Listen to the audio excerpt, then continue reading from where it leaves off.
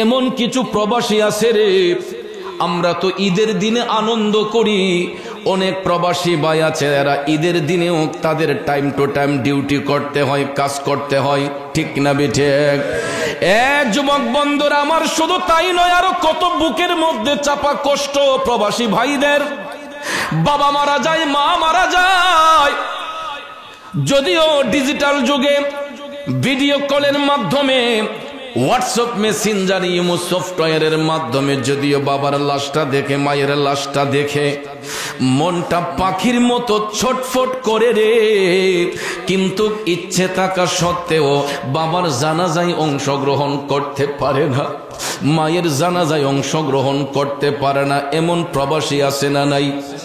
যারা বিদেশের জমিনে পড়ে থাকে, মাথার গাম পায়ে ফেলে অক্লান্ত পরিশ্রম করে তারা ইনকাম করে, একটা টাকাও নিজের কাছে রাখে না, প্রত্যেকটা টাকা বাংলাদেশে পাঠাইয়া দেয় পরিবারগুলো সচ্ছলভাবে চলার জন্য, ঠিক না বেঠিক? এই সংসার করতে করতে আমার নিজের চোখে দেখেছি কত বিদেশি মানুষ প্রবাসের মধ্যে জীবন দিয়েছে, গিয়েছে সুস্থ শরীর নিয়ে, আসছে কফিনের ভিতরে লাশ হইয়া। শুধু তাই নয়, আজকে যে এখানে মাহফিলটা হচ্ছে, প্রবাসী ভাইরা হয়তো রেমিটেন্স পাঠাইয়া দিছে, কিন্তু যায়া দেখেন আজকে তাদের মনটা ওইখানে কাজে নয়, মাহফিলে পড়ে আছে। হয়তো মোবাইল ফোনের মাধ্যমে কত মানুষ মোনাজাতে শরীক হওয়ার জন্য, কত বিদেশিরা হয়তো আজকে কাজ কাম ফেলে দিয়া বসে আছে। এই ইসলামপুরের ভাইয়েরা, এই জন্য আপনাদেরকে মিনতি করে বলবো, বাড়ির কাছে মাহফিল রাইখা, ঘরের সাথে মাহফিল রাইখা, এদিক সেদিক ঘোরাফেরা না করে সবাই ঈমান ও ইখলাসের সহিত জান্নাতের বাগানে বইসা একটু বড় করে আওয়াজ দিয়া দুরূদ শরীফ পড়ুন। আল্লাহুম্মা সাল্লি আলা, মাশাআল্লাহ,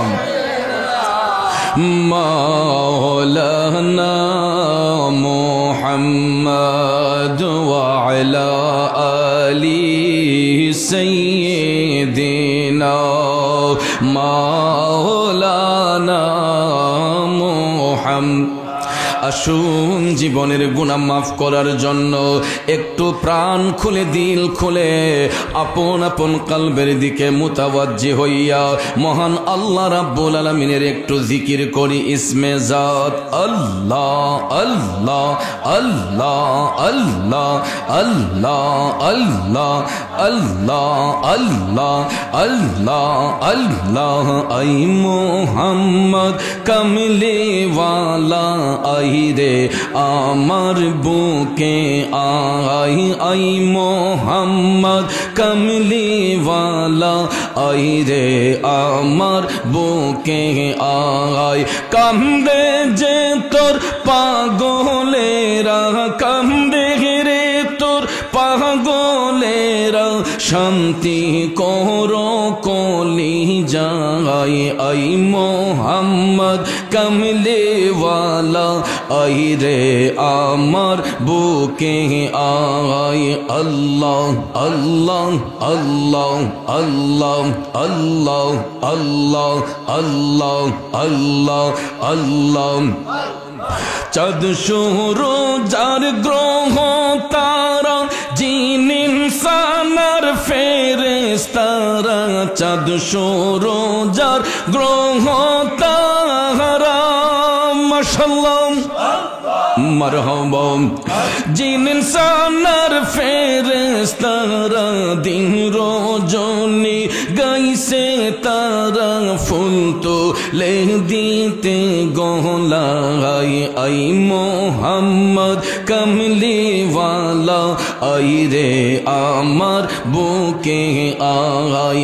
আল্লাহ আল্লাহ আল্লাহ আল্লাহ আল্লাহ আল্লাহ আল্লাহ আল্লাহ আল্লাহ আই মোহাম্মদ কামলে ওয়ালা আই রে আমার বুকে আয় আল্লাহ আল্লাহ আল্লাহ আল্লাহ ফকির দরবেশ বাদশাহ ওলি মৌলার জিকির করে সবই ফকির দরবেশ বাদশাহ ওলি মৌলার জিকির করে সবই কান্দে লইয়া বিকার জলি ফুল তোলে দিতে গলায় আই মোহাম্মদ কামলে ওয়ালা আই রে আমার বুকে আয় আল্লাহ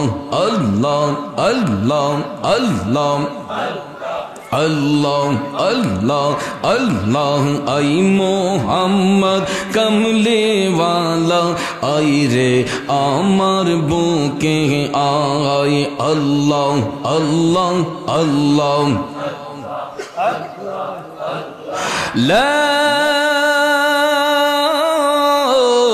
ইলাহা ইল্লাল্লাহু মুহাম্মাদুর রাসূলুল্লাহ সাল্লাল্লাহু আলাইহি ওয়াসাল্লাম।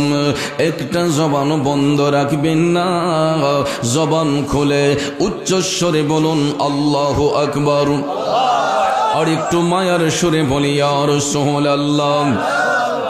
বিসমিল্লাহির রহমানির রহিম।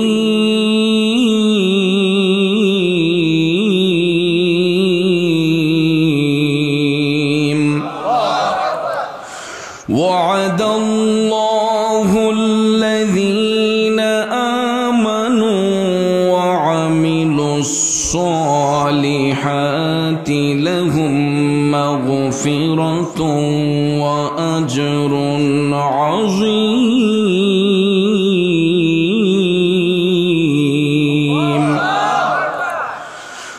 والذين كفروا وكذبوا بآياتنا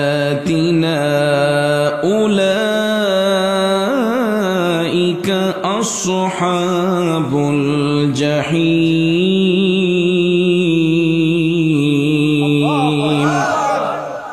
صدق الله العظيم وصدق رسوله النبي الحبيب الكريم ونحن على ذلك من الشاهدين والشاكرين والحمد لله رب العالمين.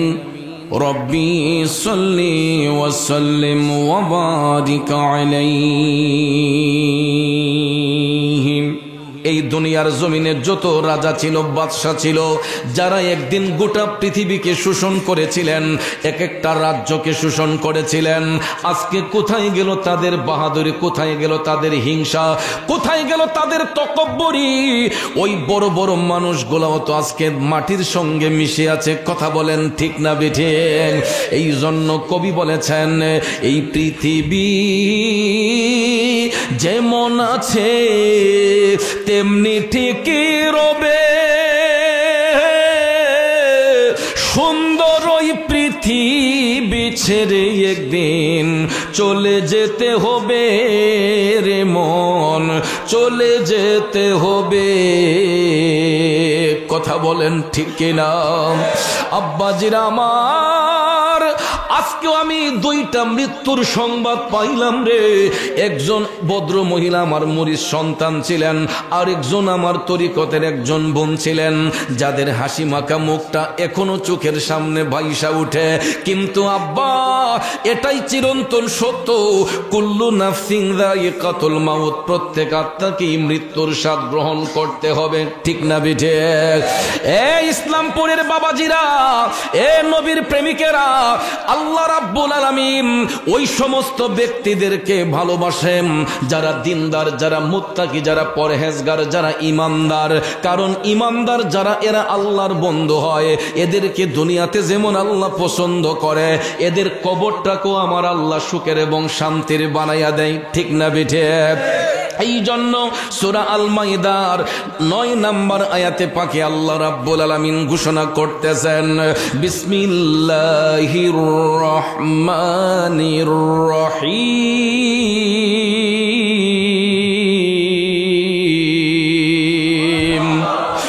ওয়া'দাল্লাহুল্লাযীনা আমানু ওয়া আমিলুস সালিহাতি লাহুম মাগফিরাতুন ওয়া আজরুন আযীম।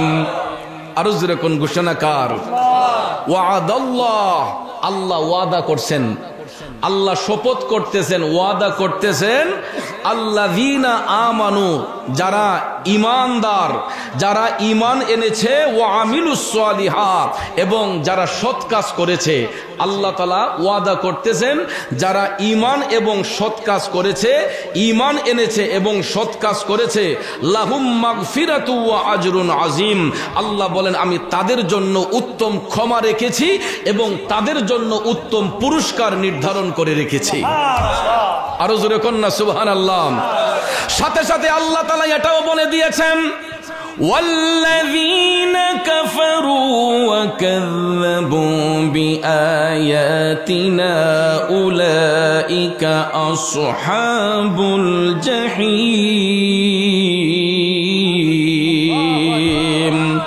আল্লাহ তাআলা বলেন হে দুনিয়ার মানুষরা শুনো, সাথে সাথে আল্লাহ তাআলা বলেন যারা কুফরি করেছে এবং আমার বিধানসমূহকে মিথ্যা প্রতিপন্ন করেছে, যারা কুফরি করেছে অর্থাৎ আল্লাহর সৃষ্টির সঙ্গে, আল্লাহ পাকের সঙ্গে যারা কুফরি করেছে, আল্লাহর আদেশের সঙ্গে যারা কুফরি করেছে, আল্লাহ রাব্বুল আলামিন বলেন আমার বিধানগুলোকে যারা মিথ্যা জেনেছে আমি তাদেরকে জাহান্নামের অধিবাসী বানাইয়া দেব এবং তাদেরকে জাহান্নামের মধ্যে আমি খুব তাড়াতাড়ি পাঠাইয়া দেব। তাইলে বলুন ইমানদারের দাম আল্লাহর কাছে আছে না নাই? ইমানদার সম্পর্কে আল্লাহ তাআলা ওয়াদা করতেছেন যারা ঈমান এনেছে এবং যারা ভালো কাজ করেছে, সৎ কাজ করেছে, আল্লাহ বলেন তাদের জন্য আমি ক্ষমা করে রেখেছি, উত্তম পুরস্কার রেখেছি। এখন আমার প্রশ্ন হলো ইমানদার কারা? কারা ঈমান আনে? ঈমান তো শুধু আল্লাহর উপর আনলে হবে না, পরকালের উপর আনলে ঈমানদার হয় না। এই ইসলামপুরের বাবাজিরা আল্লাহর উপরে বিশ্বাস স্থাপন করলে, পরকালের উপর বিশ্বাস স্থাপন করলে পৃথিবীতে অনেক ধর্মের মানুষরাই ইমানদার হয়ে যাইতো, ঠিক না বেঠে? কারণ হিন্দু, বৌদ্ধ, খ্রিস্টান, ইহুদি, নাসারা এরা সবাই আল্লাহ মানে, পরকাল মানে, যদিও প্রয়োগের ক্ষেত্রে একটু ব্যবধান হয়। কেউ বলে ভগবান, কেউ বলে ঈশ্বর, কেউ বলে যিশু, কেউ বলে গড, কেউ বলে আল্লাহ, কিন্তু সব সৃষ্টির মূলেই হলেন এক স্রষ্টা, তিনি হলেন আমার আল্লাহ। কথা বলেন ঠিক না বেঠে? একমাত্র নাস্তিক ছাড়া পৃথিবীর জমিনে 4.5 কোটির উপরে নাস্তিক আছে। নাস্তিক যারা এরা আল্লাহ পর্যন্ত বিশ্বাস করে না। তাছাড়া ধর্মের অনুসারী যারা, সব ধর্মের লোকেরা আল্লাহ মানে, পরকাল মানে। কিন্তু আমার প্রশ্ন হলো বাজান, হিন্দুরা যদিও আল্লাহ মানে, পরকাল মানে, বলুন তো আমার নবীরে মানে? খ্রিস্টানরা আল্লাহ মানে, পরকাল মানে, আমার নবীরে মানে। বৌদ্ধরা আল্লাহ মানে, পরকাল মানে, আমার নবী মানে। ও বাজান, হিন্দু, বৌদ্ধ, খ্রিস্টান কেন, মুসলমানের মধ্যেও তো কিছু কিছু মুসলমান আমার নবীর শান ও মান মানতে গিয়ে একটু অ্যালার্জি রোগ আছে না নাই? কথা বলেন আছে না নাই? আব্বাজিরা আমার নবীকে মানতে গিয়ে কিছু কিছু মানুষের অ্যালার্জি আছে। আর ওই অ্যালার্জি রোগ যাদের মধ্যে আছে গো, এরাই হলো বেঈমান, এরা হলো মুনাফিক। কথা কোন ঠিক কিনা? আর বেঈমান মুনাফিক কিন্তু হিন্দু, বৌদ্ধ, খ্রিস্টানের মধ্যে হয় না। বলতে পারেন চৌধুরী সাহেব কেন? কারণ হিন্দু, বৌদ্ধ, খ্রিস্টান এরা এমনিতেই বেদিন, ঠিক না ঠিক? এরা এমনিতেই ধর্মের বাহিরে, এদেরকে বলা হয় বেদিন। আর বেঈমান মুনাফিক হয় মুসলমানের মধ্যে। কথা কোন ঠিক না ঠিক? এই জন্য আমার মদিনার কামলিওয়ালা নবী, মায়ার নবী, দয়ার নবী হাদিসে মুবারাকার মধ্যে বলেছেন বেঈমান এবং মুনাফিকদের কাছ থেকে তোমরা সতর্ক থাকবা, কারণ এরা কাফেরের চেয়েও নিকৃষ্ট। এরা কাফেরের চেয়েও নিকৃষ্ট। কারণ বন্ধুরা, কাফেররা তো কুফরি করে কাফের হয়েছে। এরা বেদিন, এরা এমনিতেই ইসলামের শানে বিয়াদবি করে, কিন্তু মুনাফিক বেঈমান চিনা বড় কঠিন ব্যাপার। কারণ এদের পরনের মধ্যে থাকবে জুব্বা কুর্তা, মুখে থাকবে দাড়ি, মাথায় থাকবে টুপি। এখন তাদেরকে চিনবেন কেমনে? হাদিস শরীফে আল্লাহর হাবিব বলেছেন, এমন একটা জামানা আসবে রে, আমার উম্মতের মধ্যে কিছু জাহেল উম্মত, যাদের কথাবার্তা হবে একবারে নবীদের মতো, যাদের কথাবার্তা হবে নবীদের মতো, তাদের বেশভূষা হবে একদম ফেরেশতার মতো, নবীদের মতো, কিন্তু এদের অন্তরটা হচ্ছে মুনাফিক বেঈমান অন্ধকার। কথা কোন ঠিক কিনা? এই জন্য ভাইয়েরা আমার, এটা সহিহ মুসলিম শরীফের মধ্যে আমার মদিনার কামলিওয়ালা নবী বলেছেন, কিয়ামত সংগঠিত হওয়ার পূর্বে, নবী বলেছেন কিয়ামত সংগঠিত হওয়ার পূর্বে আলেমদের সিনা থেকে এলেম উঠিয়ে নেওয়া হবে। কারণ যেই আলেমরা নিজের স্বার্থে এলেমকে প্রয়োগ করবে, ইসলামের স্বার্থে নয়, এরা সহি কথাগুলা যদি অর্জন করেছে, সত্য বাণী যদি অর্জন করেছে, এটা ব্যক্তি ফায়দা হাসিলের জন্য, এটা সমাজের কোনো উপকারে আসবে না, এদের ব্যক্তি ফায়দা হাসিলের জন্য এলেম কাজ করবে। এই জন্য নবী বলছেন, ওই সমস্ত আলেমদের সিনা থেকে এলেমকে বিদূরিত করা হবে। শুধু তাই নয়, আমার মদিনার কামলিওয়ালা নবী বলছেন, কিয়ামত সংগঠিত হওয়ার পূর্বে মানুষের মধ্যে অজ্ঞতা বেড়ে যাবে এবং মানুষের কাজকর্ম হবে মূর্খদের মতো। এরা জ্ঞান চর্চা করবে, কিন্তু তাদের আচরণ হবে মূর্খদের ন্যায়, এবং এরা ওপেনলি সঙ্গমে লিপ্ত হয়ে যাবে। এমন কিছু মানুষ থাকবে, এরা ওপেনলি অবৈধ মেলামেশায় রাস্তাঘাটে মিলিত হবে, যেই রকমটা গরু ছাগল রাস্তাঘাটের মধ্যে মেলামেশা করেন। ঠিক না ঠিক? গরু ছাগলের কিন্তু মিলন করতে কোনো পর্দার প্রয়োজন হয় না। কথা কোন ঠিক না ঠিক? এরা দেখবেন রাস্তাঘাটে মেলামেশা করে। রাসূল ১৫০০ বছর আগে বলেছেন, এমন একটা জামানা আসবে, ওই জামানায় মানুষগুলার খাসিয়ত হবে পশুদের মতো। এরা রাস্তাঘাটে খোলা আকাশের নিচে পর্দাবিহীন এরা ওপেনলি সঙ্গমে লিপ্ত হয়ে যাবে। তাহলে আপনারা বলুন, এই দৃশ্যগুলা অনেক সময় আমাদের চোখে পড়ে কি পড়ে না? বন্ধুরা, বাবাজিরা, এই যে একটা মোবাইল ফোন আমাদের হাতের মধ্যে দেখতে পাচ্ছেন, এই মোবাইল ফোনটা যখন ওপেন করবেন, টিকটক খোলেন, ফেসবুক খোলেন, ইউটিউব খোলেন, কিছু কিছু ভাইরা ব্যবসার দাম দেয় টাকা রুজির জন্য, এমন কিছু ভিডিও বানায়া ইউটিউব, ফেসবুক, টিকটকের মধ্যে ছাড়ে। এইগুলা দেখার সঙ্গে সঙ্গে চোখটাকে বন্ধ করতে হয়। কথা কোন ঠিক না ঠিক? চোখটাকে বন্ধ করতে হয়। আগে মনে করতাম, মনে হয় ছোট্ট বাচ্চাগুলাই এইগুলা করে, বাচ্চাগুলা অবুঝ হইয়া মনে হয় এইগুলা করে, কিন্তু বর্তমানে সোশ্যাল মিডিয়া খুললে দেখা যায় দাড়িগুলা পেকে গেছে, চুলগুলা সাদা হয়ে গেছে। কিছু কিছু মুরব্বী বাবারাও এখন টিকটক করার জন্য অভিনয়ে পাগল হয়ে গেছে। আমি বলতে চাই, মুরব্বী বাবা গো, আপনার তো এখন এইগুলা করার সময় না। আপনাকে তো কবর হাত ছানিয়ে দিয়া ডাকতেছে, যেই কোনো মুহূর্তে ডাক চলে আসতে পারে। ঠিক না ঠিক? ওরে ভবরঙ্গ হবে যে বঙ্গ ছবি, সাদেরই অঙ্গ তোমার মাটিতে মিলাবে, জন্মিলে মরিতে হবে। ঠিক না ঠিক? এই এমন একটা জামানার মধ্যে এসেছি, মানুষ এখন মরণকে ডরে না, মানুষ এখন মরণকে ভয় পায় না, যে যেমনি খুশি তেমনি চলতেছে। কিন্তু আমার বাবাজিরা, কবরবাসীরা আমাদেরকে দেখতেছে, আর এরা এখন আমাদের জন্য আফসোস করতেছে, আরে আমরা যা করেছি তোমরা তা কইরো না। কারণ কবরবাসীরা এখন কবরের মধ্যে অনেকেই আমাদের কুকর্মের কারণে অনেক কবরবাসীরা কবরে আযাব। কথা কোন ঠিক কিনা? দুনিয়াতে নেক আওলাদ রেখে না যাওয়ার কারণে, দুনিয়ার জমিনে নেক সুসন্তান রেখে না যাওয়ার কারণে আমাদের কিছু কিছু কার্যকলাপে কবরবাসীদের আযাব হচ্ছে। কথা কোন ঠিক না বেঠে? এই জন্য দেখবেন মাঝে মধ্যে আমরা ঘুমের ঘরে অনেক ভয়ঙ্কর স্বপ্ন দেখি কি দেখি না? আব্বারে, মাঝে মধ্যে দেখবেন ভয়ঙ্কর স্বপ্ন দেখি। এই জন্য বাবাজিরা শোনেন, হাদিস শরীফে রাসূল বলেছেন, যখন তোমরা কোনো মৃত ব্যক্তিকে স্বপ্নের ঘরে দেখতে পাও, তোমরা বুঝে নিও নিঃসন্দেহে এরা কবরের মধ্যে আযাবের মধ্যে পতিত রয়েছে। অনেক সময় দেখবেন আব্বা এ নেওয়ার জন্য, আম্মা এ পুত্রে আই আমার কাছে নেই ধরে নেওয়ার জন্য, বা অনেক সময় দেখতে পাই অনেক বিকট ধরনের স্বপ্ন, আমরা বিদ্রুপের মতো কিছু স্বপ্ন মাঝে মধ্যে দেখতে পাই। এই সম্পর্ক হাদিসে পাকে রাসূল বলেছেন তোমরা বুঝে নিও তাদের কবরের মধ্যে আযাব রয়েছে, কারণ দুনিয়ার জমিনে আওলাদ রেখে যায় এই কারণেই এই রকম ইসালে সওয়াবের মাহফিল, তাদের আত্মার মাগফিরাতের জন্য মাদানী পরিবেশ যখন আমরা করব, এই সওয়াবগুলো তাদের কবরে গেলে আগুনের মধ্যে পানি ঢাললে যেরকম আগুন নিভে যায়, ঠিক তদ্রুপ ভাবে আমরা যখন দুনিয়ার জমিন থেকে নেক আমল করি, ভালো কিছু কাজ করি, এর জেজা আল্লাহ রাব্বুল আলামিন পানির মতো সেই কবরবাসীর আযাবের মধ্যে ফেলে দিয়ে তাদের কবরের আযাবকে আল্লাহ মোচন করে দেয়। তাহলে আজকের এই মাহফিল হওয়াতে আমরা খুশি নাকি বেজার? আরো জোরে বলেন, খুশি নাকি বেজার?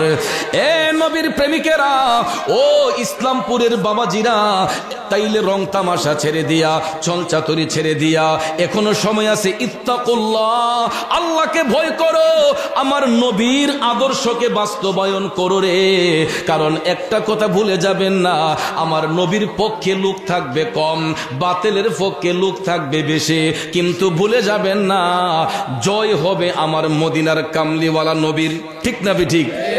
ইসলাম কায়েম হওয়ার পর থেকে এ যাবৎ পর্যন্ত ইসলামের যতটা যুদ্ধ সংগঠিত হয়েছে, আপনারা দেখবেন লক্ষ্য করে প্রত্যেকটা যুদ্ধের ময়দানে ইমানের পক্ষে লোক ছিল কম, বাতিলের পক্ষে লোক ছিল বেশি।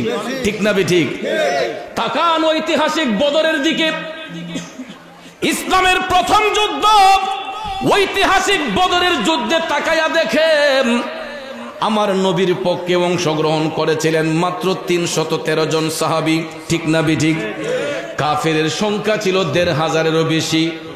শুধু তাই নয়, উহুদের যুদ্ধে তাকায়া দেখেন, হুনাইনের যুদ্ধে তাকায়া দেখেন, খাইবারের যুদ্ধে তাকায়া দেখেন, খন্দকের যুদ্ধে তাকায়া দেখেন, কারবালার যুদ্ধে তাকায়া দেখেন, প্রত্যেকটা যুদ্ধের মধ্যে ইমানদারের পক্ষে লোক ছিল কম, বাতিলের পক্ষে লোক ছিল বেশি।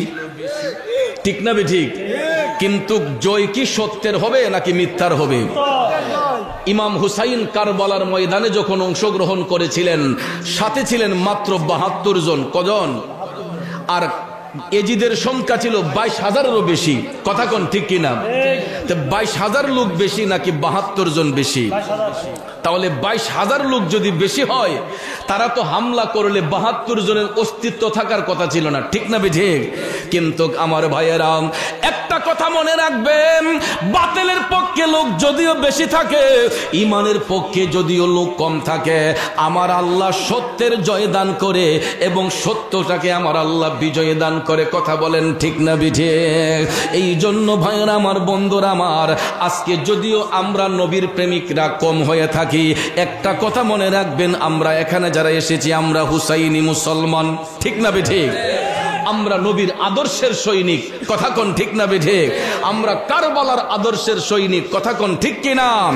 এই জন্য ভাইয়ের আমার, কামলিওয়ালা নবী বলেছেন, 1 কোটি মুনাফিক যদি এক পাল্লায় হয়, একজন মুমিন যদি এক পাল্লায় হয়, আমার আল্লাহ একজন মুমিনের পাল্লাই ভারী করে দিবে। আল্লাহু আকবার, আল্লাহু আকবার। ইয়া রাসূলুল্লাহ, ইয়া রাসূলুল্লাহ, নবী নবী কইরা আমার মরণ যেন হয় গো, নবী নবী কইরা আমার মরণ যেন হয়। ভাইরে ওই মরণে পাইব শান্তি, ওই মরণে পাইব শান্তি, থাকবে না রে ভয়। নবী নবী কইরা আমার মরণ যেন হয় গো, নবী নবী কইরা আমার মরণ যেন হয়। বন্ধুরে, এই জন্য নবী নবী কইয়া মরতে চাই, কারণ দুনিয়া সাইরা যখন কবরে যাইব, সেখানে কোনো ভালোবাসার মানুষ পাবো না, ওই কবরের মধ্যে গেলে আমার নবী পাবো। দুনিয়ার জমিনে ভালোবাসার মানুষের অভাব নাই। এ যুবক, এখনো যায়া দেখেন বাজারের মধ্যে রাস্তার মোড়ে মোড়ে দোকানপাটে গিয়ে দেখেন এখনো বন্ধু বান্ধবের আড্ডা। আমি বলতে চাই, বন্ধুর চোখের সামনে বন্ধু যদি মারা যায়, হয়তো 2 ফোঁটা চোখের পানি ছেড়ে কান্না করবে। ভাইয়ের চোখের সামনে ভাই যদি মারা যায়, হয়তো ভাই 2 ফোঁটা চোখের পানি ছেড়ে কান্না করবে। স্ত্রীর চোখের সামনে স্বামী মারা গেলে হয়তো স্ত্রী কান্না করবে। স্বামীর চোখের সামনে স্ত্রী মারা গেলে হয়তো কান্না করবে। এ যুবক বন্ধুরা, সন্তানের চোখের সামনে বাবা মারা গেলে, মা মারা গেলে হয়তো 2 ফোঁটা চোখের পানি ছেড়ে কানবে। কিন্তু এর চাইতে বেশি কিছু করলে দোকানে যাইয়া কাফনের কাপড়টুকু কিনে আনবে। কাফনের কাপড়টুকু কিনে আইনা দেখবেন বড়ই পাতার গরম জল দিয়ে আমাদেরকে গোসল দিয়া খাটিয়ার মধ্যে শুয়াইয়া সন্তানগুলা কানবে, স্বজনগুলা কাইন্দা কাইন্দা কবরের দিকে যখন লাশটা নিয়ে যায়, কবরের পারে যাওয়ার পরে দেখবেন 3 জন কবরের মধ্যে নাইমা যায়। ঠিক না বিঠিক? হয়তো স্বজনের মধ্যে হতে কেউ, না হলে বাবার সন্তান, কোনো একজন কবরের 3 জন কবরের মধ্যে নামে। সবাই উপর থেকে লাশটা যখন 3 জনের হাতে দেয়, ওই 3 জন সহ কবরের পারে যারা থাকে সবার জবান থেকে তখন একটাই কথা বের হয়, বিসমিল্লাহি ওয়া আলা মিল্লাতি রাসূলিল্লাহ। কথা বলেন ঠিক না বিঠে? তখন তো কোনো দলের দোহাই দেওয়া হয় না যে দুনিয়ার জমিনে সে অমুক দল করছে তমুক দল করছে, কারণ তখন আর কোনো দলের পরিচয় হবে না। তখন ভাইয়ের আমার, রাজা বলেন, বাদশা বলেন, মন্ত্রী বলেন, মিনিস্টার বলেন, চেয়ারম্যান সাহেব বলেন, মেম্বার সাহেব বলেন, মুফতি সাহেব বলেন, মুহাদ্দিস সাহেব বলেন, সবাইকে কবরে রাখার সময় জবান থেকে এই কথাটাই বের হয়, বিসমিল্লাহি ওয়া আলা মিল্লাতি রাসূলিল্লাহ। কথা বলেন ঠিক কিনা? কবরের মধ্যে শোয়ানো হয়, সন্তানগুলা বাঁশের চড়ার দিয়া আস্তে আস্তে কবরের গেটটাকে একটু বন্ধ করে করতে করতে করতে 2 জন উঠে যায়। শেষ পর্যন্ত যিনি কবরের মধ্যে থাকে বাঁশগুলা দিতে দিতে যখন একবারে রাস্তাটা সংকীর্ণ হয়ে যায়, তখন দেখবেন 2 জন টান দেয়া কয়, আর থাকতে হবে না, তুমি উঠা যাও। তখন দেখবেন সন্তানটা বাবার কবরের পারে তাকাইয়া বাবার চেহারার দিকে, লাশের দিকে তাকাইয়া কান্দে গো। কানলে কি হবে? ওই বাবার সঙ্গে তো আর কবরে শোয় না, সন্তানটারেও উঠাইয়া ফেলা হয়। বাঁশ দিয়া যখন গেটটা বন্ধ করা হয়, তারপরে দেখবেন এই কবরটাকে আরো অন্ধকার করার জন্য উপরের মধ্যে চাটি দেওয়া হয়। চাটি দেওয়ার পরে সন্তানকে ডাক দিয়ে বলা হয়, এ অমুক, তোর বাবার কবরে মাটিটা প্রথম তোর হাতে দে। সন্তান মাটিটা হাতে নিয়ে বাবার কবরের মধ্যে দেয়, চোখের পানি সাইরা কান্দে। কিন্তু কানলে কি হবে? বাবার কবরের মধ্যে মাটি দিয়া দাফন করে 40 কদম দূরে আসার পরে জিয়ারত কইরা যার যার মতো করে সবাই বাড়িতে চলে যায়। 1 দিন 2 দিন 3 দিন যাওয়ার পরে চোখের পানি আস্তে আস্তে বন্ধ হয়ে যায়। কথা কোন? এরপরে দেখবেন সপ্তাহ যায়, মাস যায়, 40-এর অনুষ্ঠানটা করার পরে দেখবেন কোন সময় 1 মাস হয়ে যায়, 2 মাস হয়ে যায়, বছর 1টা যায়, 2টা যায়, সন্তান বাবার কবরের পারে দাঁড়ায় একটু জিয়ারত করারও সময় থাকে না। ব্যস্ততার কারণে চলে যায় বিভিন্ন জায়গায়, কবরখানা জিয়ারত করার মতো সময় হয় না। তাইলে কারে আপন কইম? দুনিয়াতে কে আমাদের আপন রইল? মারা যাবার পরে সাদা মার্কিন পইরা কবর গেলে তো আর কেউ আপন হয় না। কিন্তু আব্বারে, ওই কবরের মধ্যে যিনি আমাদেরকে আপন বলে পাশে থাকবেন তিনি হচ্ছেন রহমাতাল লিল আলামিন। কথা বলেন ঠিক না বিঠিক? এই জন্য শায়ের কয়ে, নবী ছাড়া ওই কবরে নাই রে বান্ধব নাই, নবী ছাড়া ওই কবরে নাই রে বান্ধব নাই, হাসরেতে নবী ছাড়া নাই দরদি নাই, হাসরেতে নবী ছাড়া নাই দরদি নাই, নবী ছাড়া ওই কবরে নাই রে বান্ধব নাই। কথা বলেন ঠিক না বিঠিক? আমার যুবক ভাইয়েরা, এই জন্য আমরা সুন্নিরা নবী নবী কইয়া কান্দি, কারণ নবী শুধু দুনিয়াতে আপন নয়, তিনি কবরে আপন, মিজানে আপন, ফুলসিরাতে আপন, সর্ব জায়গায় নবী আপন হই বিদায় আমরা সবাই নবী নবী কইয়াই কান্দি। ঠিক না ঠিক? নবী নবী কইরাই আমার মরণ যেন হয় গো, নবী নবী কইরাই আমার মরণ যেন হয়। ভাইরে ওই মরণে পাইব শান্তি, ওই মরণে পাইব শান্তি, থাকবে না রে ভয়। নবী নবী কইরাই আমার মরণ যেন হয় গো, নবী নবী কইরাই আমার মরণ যেন হয়। বন্ধু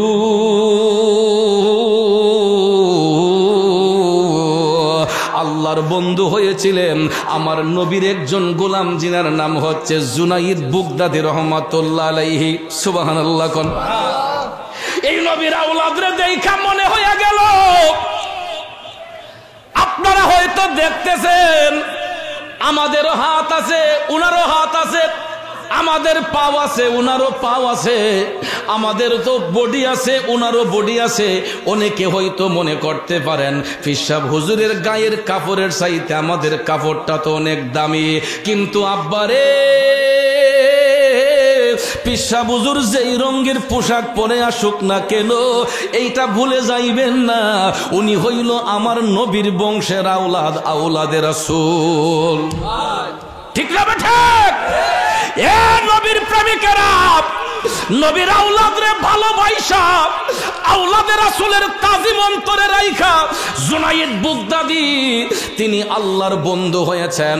রাজা বাদশার অধীনে জুনাইদ চাকরি করতেন, কিন্তু আওলাদে রাসূলের দেখা পাইয়া সমস্ত আমৃত্যকে বিসর্জন দিয়া নবীর আওলাদের গোলামির মধ্যে মাশগুল হইয়া জুনাইদ বুগদাদি আল্লাহর বড় ধরনের একজন ওলি হইয়া এখনো তিনি বাগদাদের জমিনে শুয়ে আরাম করতেছে। ঠিক না ঠিক? এই জন্য আশেক কয়, প্রেমিক কয়, নবীর আওলাদ যখন দেখে মনে বড় আশা রাখে, আওলাদে রাসূল যখন দেখি মনে বড় আশা রাখি, নবীর আওলাদ যখন দেখি মনে বড় আশা রাখি, চরণ দুটি দৌত করি দিয়ে চোখের জল, আমরা নবীজির পাগল, আমরা মদিনার পাগল, আমরা নবীজির পাগল, আমরা মদিনার পাগল। মদিনারি ধুলবালি মোর, মদিনারি ধুলবালি মোর নয়নের কাজল, আমরা নবীজির পাগল, আমরা মদিনার পাগল। কষ্ট হচ্ছে আমার বাবাজিরা, গভীর মনোযোগ ইসলামপুরের বন্ধুরা শুনো রে, আওলাদে রাসূলের কেমন শান। আমার নবীর দেখা পাওয়ার জন্য জুনাইদ বুগদাদি তিনি সব সময় নবীর আওলাদকে ভালোবাসতেন। আমি জুনাইদ বুগদাদির জীবনী পড়ে দেখলাম ওনার এত বড় কোনো পাণ্ডিত্যের অধিকারী ছিলেন না, তিনি এত বড় কোনো পাণ্ডিত্যের অধিকারী ছিলেন না। বন্ধুরা আমার, আগেকার জামানায় রাজা বাদশার অধীনে বড় বড় পালোয়ানদেরকে দিয়া কুস্তি লড়াই হইতো। কি লড়াই হতো? কুস্তি লড়াই হতো। যারা কুস্তিতে জয়লাভ করত তাদেরকে পুরস্কার প্রদান করা হইতো। আল্লাহু আকবার বলেন। হাদিস শরীফে তিনটা খেলা সম্পর্কে জায়েজের ফতোয়া আসছে। একটা হলো লাঠি খেলা, আর একটা হলো সাঁতার খেলা, আর একটা কুস্তি খেলা। এই তিনটা খেলা জায়েজ, আর বাকি খেলার কথা ইসলাম সাপোর্ট করে না, হাদিসে মুবারাকায় আসে নাই। তিনটা খেলা সুন্নত, সাঁতার খেলা, লাঠি খেলা এবং কুস্তি খেলা। এই তিনটা খেলা সুন্নত হওয়ার পিছনেও নির্ভরযোগ্য কিছু কিছু কারণ রয়েছে। ইসলামের পক্ষে সাপোর্ট পাওয়ার জন্য, জয়লাভ করার জন্য, অনেক বেদিনদেরকে দিনে আকৃষ্ট করার জন্য অনেক সময় এই ধরনের কিছু কিছু পুরস্কার ঘোষণা করা হতো। তখন ভাইয়ার আমার, নবীর সৈনিকরা এই খেলাগুলোর মধ্যে জয়লাভ করতেন, তখন বাতেলরা সত্যের দিকে দাবিত হতো, কালেমা পড়ে মুসলমান হইতো। আমার কথা কি বুঝতে অসুবিধা হয়? জুনাইদ বুগদাদি বাগদাদের জমিনে অনেক বড় একজন পালোয়ান ছিলেন, যার সামনে কেউ দাঁড়িয়ে কথা বলতো না। তিনি বাগদাদের বাদশার অধীনে জুনাইদ বুগদাদি জয়েন করেছিলেন কুস্তি খেলার জন্য। তার শুধু কাজই ছিল রাজা বাদশার দরবারে কুস্তির আয়োজন হলে কুস্তি নড়া। কিন্তু ভাইয়ের আমার বাদশা এত গর্ব করত যে আমার জুনাইদের সঙ্গে পৃথিবীতে এমন কোন বাহাদুর নাই যে জয়লাভ করবে। বাদশা জুনাইদ বুগদাদি নিয়ে খুব গর্ব করত। বাগদাদের জমিনে একজন আওলাদের রাসূল বাস করতেন। ওই আওলাদের রাসূল তিনি 3 দিনের ক্ষুধার্ত ছিলেন, শরীরটা তেনার দুর্বল ছিল, তিনি দেখতে খুবই চিকন হয়ে গেলেন। বন্ধুরা আমার, বাবাজিরা, আওলাদের রাসূলের ঘরের মধ্যে খাবার নাই, তিনি তো কাজ করতে পারেন না, শরীরের মধ্যে এনার্জি নাই, কিন্তু ঘরের মধ্যে খাবার নাই, খাবার আসবো কেমনে? কারণ সৈয়দ বংশের লোকদের জন্য ভিক্ষা করা হারাম, সদকা খাওয়া হারাম। বুঝতে পারছেন? যারা সৈয়দ বংশের লোক তাদের জন্য যাকাত এবং সদকা ফিতরা এগুলা খাওয়া তাদের জন্য রাসূল হারাম করে দিয়েছেন, যে আমার বংশের আওলাদরা এরা সদকা খাবে না, যাকাত খাবে না, ফিতরা খাবে না, তাদের রিজিকের ফয়সালা করে দিবেন মহান আল্লাহ। বন্ধুরা আমার, বাবাজিরা, বাগদাদের জমিনে এই আওলাদের রাসূল একদিন নয়, 2 দিন নয়, 3 দিন যাবত নবীর আওলাদের ঘরের মধ্যে খাবার নাই। 3 দিন যদি একটা লোক ক্ষুধার্ত হয়ে থাকে গো, আপনারা বলেন তো ওই লোকটার অবস্থাটা কেমন হবে? এ বন্ধুরা, নবীর আওলাদ 3 দিনের ক্ষুধার্ত, ঘরের মধ্যে খাবার নাই, ঘরের মধ্যে খাবার নাই। 3 দিনের ক্ষুধার্ত আওলাদের রাসূল কাজ করতে পারে না, শরীরে কোনো এনার্জি নাই। হঠাৎ করে দেখা যায় বাগদাদের অলিতে গলিতে একটা এলান শোনা যাচ্ছে, আগামী কালকে বাদশার বাড়িতে কুস্তি লড়াই হবে, জুনাইদ বুগদাদির সঙ্গে কুস্তি খেলা হবে। যদি কোনো বাহাদুর জুনাইদ বুগদাদির সঙ্গে কুস্তি লইয়া জয়লাভ করতে পারে, তাকে 10,000 দিরহাম পুরস্কার প্রদান করা হবে। কয় হাজার?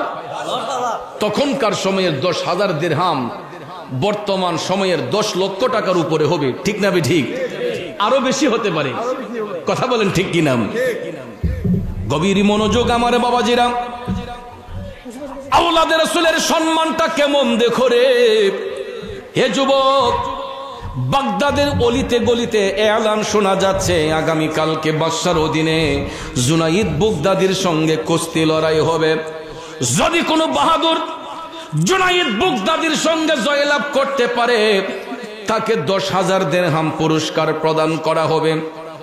এলানটা যখন অলিতে গলিতে যাইতেছে, হঠাৎ করে দেখা যায় নবীর আওলাদ 3 দিনের ক্ষুধার্ত চিকন এই দুর্বল মানুষটা হঠাৎ করে এলানটা শুনলেন যে জুনাইদ বুগদাদির সঙ্গে কুস্তি লড়লে 10,000 দিরহাম পুরস্কার পাওয়া যাবে। এই নবীর আওলাদ বুক ভরা আনন্দ নিয়ে তিনি মনের খুশিতে বলতেছেন, আমি তো একটা সুযোগ পাইতে পারি যে জুনাইদ বুগদাদি তো নবীর আওলাদরে ভালোবাসে, আমি তো কুস্তি লইয়া জয়লাভ করতে পারবো না। যদি একবার ময়দানে যাইয়া জুনাইদের কানের মধ্যে আমি পৌঁছাতে পারি আমি নবীর বংশের আওলাদ, হয়তো জুনাইদ বুগদাদি আমারে ইজ্জত দিবে, আমাকে হয়তো এই পুরস্কারটা আনার সুযোগ করে দিবে। ঠিক না? ঠিক। বন্ধুরা আমার, সত্যি সত্যি দেখা যায় পরের দিন বাদশার বাড়ির মধ্যে হাজার হাজার লোক, কুস্তির আয়োজন হলো। বাদশা ডাক দিয়া কয়, জুনাইদ তুমি ময়দানে যাও। কুস্তির ড্রেস আপ পইরা জুনাইদ বুগদাদি যখন ময়দানের মধ্যে গেলেন, লুকে লুকারণ্য, চতুর্দিকে শুধু মানুষ আর মানুষ, চতুর্দিকে মানুষ আর মানুষ। ও যুবক, এমন সময় জুনাইদ বুগদাদি ময়দানের মধ্যে, বাদশা ডাক দিয়া কয়, কেউ আসনি রে আমার জুনাইদের সঙ্গে কুস্তি নরবা? বড় বড় বাহাদুররা জুনাইদ বুগদাদির সঙ্গে কুস্তি নড়তে আসলেন। কিছুক্ষণ পর দেখা যায় এই মাজলিসের মধ্যে চিকন দুর্বল মানুষটা 3 দিনের ক্ষুধার্ত এই আওলাদের রাসূল এই ময়দানের মধ্যে আইসা হাজির। তখনও তো কেউ জানে না তিনি নবীর বংশের আওলাদ, তখনও কেউ জানে না, তখনও কেউ জানে না তিনি আমার নবীর বংশের আওলাদ। পরিচয়টা গোপন, কেউ জানে না তিনি নবীর বংশের আওলাদ। হঠাৎ করে জুনাইদ বুগদাদি যখন ময়দানে বাদশা ডাক দিয়া কয়, কেউ আসুনি রে আমার জুনাইদের সাথে কুস্তি নরবা। একজন বাহাদুর দাঁড়াইলো। দাঁড়ানোর পরে জুনাইদ বুগদাদি যখন কোমরে হাত দিয়া যখন দাঁড়াইলেন, তাকে যখন ময়দানে ডাকতেছেন, ওই পালোয়ানটা জুনাইদ বুগদাদির চোখের দিকে তাকানোর পরেই তার ভিতরে কম্পন শুরু হয়ে গেছে। তখন সে মাথাটা নিচু করে একটা দৌড় দিয়া ময়দান থেকে পলায়ন করছে। সাহস করে না। জুনাইদ বুগদাদি এত বড়ই পালোয়ান ছিলেন, যার দিকে তাকানোর সাথে সাথে ওই পালোয়ানের অন্তরে ভয় সঞ্চার হলো। সে আস্তে আস্তে পিছপা হয়ে ময়দান থেকে পালাইয়া গেছে। আরেকজন বাহাদুর দাঁড়ালো। বাদশা বলো, জুনাইদ দাঁড়িয়ে যাও। জুনাইদ বুগদাদি কোমরে হাত দিয়া যখন দাঁড়াইছে গো, তখনও দেখা যায় জুনাইদের চোখের দিকে তাকাইয়া ওই ব্যক্তিটাও ভয়ে পলাইয়া চলে গেছে পিছন দিকে। কেউ সাহস করে জুনাইদ বুগদাদির সাথে কুস্তি নড়ে না। এই রকম ভাবে একজন, দুইজন, তিনজন কইরা একজন একজন করে যখন তারা কুস্তি লইয়া যখন ভয়ে পালাইয়া যায়, সাহস করে কেউ লয় না। একজন একজন করে সবার সিরিয়াল যখন শেষ, তখন বাদশা ডাক দিয়া বলতেছে, এ আর কেউ আসনি রে আমার জুনাইদের সঙ্গে কুস্তি নরবা? আর কোন বাহাদুর কি বাকি আছো আমার জুনাইদের সঙ্গে কুস্তি নরবা? এমন সময় দেখা যায় এই 3 দিনের ক্ষুধার্ত চিকন একটা দুর্বল লোক, তিনি যে নবীর বংশের আওলাদ তখনও কেউ জানে না। এই ক্ষুধার্ত লোকটা হাত তুলে বলতেছে, বাদশাহ আমি তোমার জুনাইদের সাথে কুস্তি নরব। সবাই হাসি শুরু করছে। দর্শক গ্যালারিতে যারা ছিল এরা হাসি শুরু করছে, বেটা খায়া বুঝি কাম নাই। এত বড় বড় ফালুয়ানরা জুনাইদ বুগদাদির দিকে ভয়ে পালাইয়া গেছে, আর তোমার মতো একটা দুর্বল মানুষ তুমি এসেছো জুনাইদ বুগদাদির সাথে কুস্তি নরবা, আর বুঝি কইয়া খাম পাও না। সবাই ওনাকে ধমকাতে শুরু করলো, নবীর আওলাদ রে ধমক দিতে শুরু করলো। কিন্তু নবীর আওলাদ ডাক দিয়া কয়, বাদশা তুমি আমাকে অবহেলা করো না, আমি অবশ্যই জুনাইদ বুগদাদির সাথে কুস্তি নয়া জয়লাভ করতে পারবো। জুনাইদ বুগদাদি তখনও জানেন না তিনি যে নবীর বংশের আওলাদ। সুবহানাল্লাহ কোন, আল্লাহু আকবার, আল্লাহু আকবার, ইয়া রাসূলুল্লাহ। জুনাইদ বুগদাদি তখনও জানেন না তিনি যে নবীর বংশের আওলাদ। কষ্ট হইতেছে, ইডাই বেটার আবেগ, ভালোবাসা, এশক, কথা কোন ঠিক না ঠিক? কারণ ইমানি জজবা ইমানদারদেরই থাকে, কথা কোন ঠিক না ঠিক? কারণ আওয়াজটা দিছে আমার কানে টপটপি করতেছে সিধা। কারণ বয়স তো মাশাআল্লাহ আমার মনে হয় 70-এর কম না, 73 বছর। তো চিন্তা করেন ওখানে যে আওয়াজ দেয় বোঝা গেছে একটা ফুলাফানে আওয়াজ দিতেছে, কথা কোন ঠিক না ঠিক? বাবা রে, এই সমস্ত লোকগুলা এদের ইমান তাজা, কথা কোন ঠিক না ঠিক? আর বর্তমানে কিছু ফেতনার যুগে কিছু মানুষ আছে এই লোকগুলার ইমানটাও হরণ করার লাগিয়া চাইর মধ্যে উপসে পড়ে লাগিয়ে রয়েছে। কিন্তু যত কিছু করেন আব্বা, ইমানদারদের ইমান হরণ করা এত সহজ না, কথা কোন ঠিক না ঠিক? আমার বাবাজিরা মনোযোগ, লম্বা চোরা কথা বলবো না। বলতেছিলাম কি, জুনাইদ বুগদাদি তখনও জানতেন না তিনি নবীর বংশের আওলাদ। হে যুবকের দলেরা, দেখো রে, বাদশা ডাক দিয়া কয়, এ চিকন লোক, তোমার এত বড় সাহস, বড় বড় পালুয়ানরা আমার জুনাইদকে দেখে ভয়ে পালাইয়া যায়, তোমার মতো লোক আসো আমার জুনাইদের সাথে কুস্তি নরবার, বুঝি কাম পাও না? বসো মিয়া বসো। আওলাদ রাসূল কায়দা কায়দা বলতেছে, না আমি অবশ্যই জুনাইদের সঙ্গে কুস্তি লইয়া জয়লাভ করব। একবার, দুইবার, তিনবার বলার পরে বাদশা কয়, তোমার তুই যেহেতু শখ, আচ্ছা যাও বুঝো গে আমার জুনাইদের লগে। অনুমতি দিল। আল্লাহু আকবার কোন।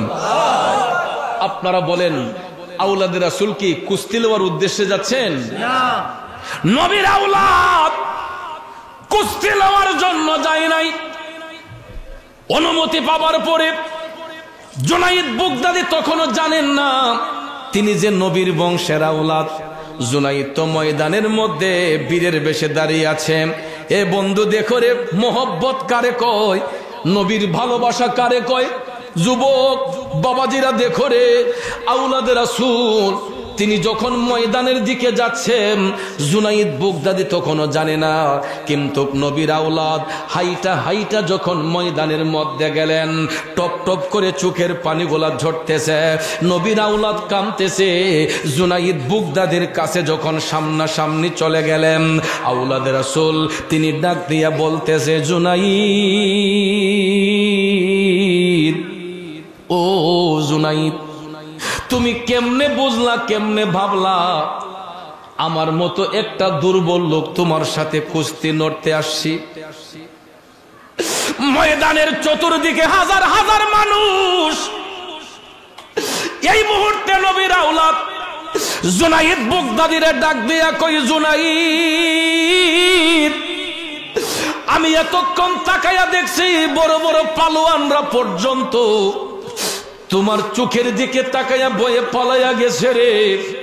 এ জুনাইদ, আমার মতো একটা চিকন দুর্বল লোক তোমার সঙ্গে কুস্তি লড়তে আসি নাই। জুনাইদ রে, তাকায়া দেখ, আজকে 3 দিন ধরে আমার পেটের মধ্যে কোনো খাবার নাই। এ জুনাইদ, আমি শুনেছি তুমি নবীর বংশের আওলাদ রে ভালোবাসো। এই কথাটা শোনাস মাত্রই জুনাইদ বুগদাদির কোমর থেকে হাতটা ছুটে গেল। নবীর আওলাদ ডাক দিয়া কয়, জুনাইদ, সত্যি যদি তুমি নবীর আওলাদ রে ভালোবাসা থাকো রে, শোনো জুনাইদ, আমি নবীর বংশের একজন আওলাদ, আওলাদে রাসূল। জুনাইদ রে, আমার জন্য ভিক্ষা করা হারাম, আমার জন্য যাকাত ফিতরা খাওয়া হারাম, এই জন্য শরীরটা দুর্বল হওয়ার কারণে কোনো কাজ করতে পারি না। জুনাইদ, আমি শুনলাম তোমার সাথে জয়লাভ করলে 10 লাখ